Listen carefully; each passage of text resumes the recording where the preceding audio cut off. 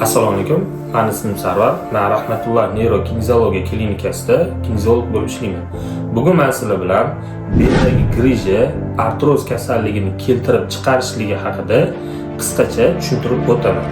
Beldagi grija bilan artroz ikki xil kasallik, lekin biri ikkinchisiga yo'l ochishi mumkin.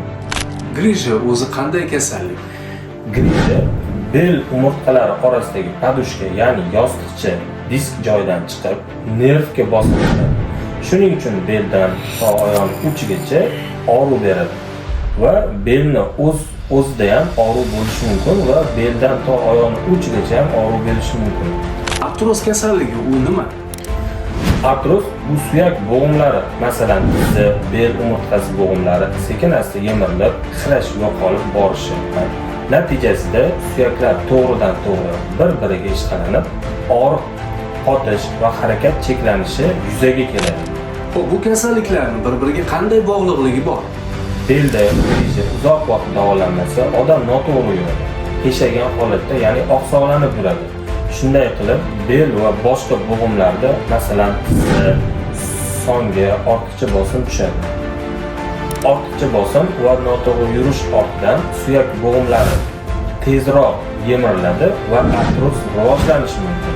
Bel grijasi to'g'ridan-to'g'ri artrozni hosil qilmaydi, lekin noto'g'ri yurish, noto'g'ri harakat qilish, noto'g'ri yotib turish va o'shalar bel grijasi artroz kasalligiga sharoit yaratadi. Bel grija bo'lsa, odamning yurishi buziladi, og'irlik noto'g'ri taqsimlanadi.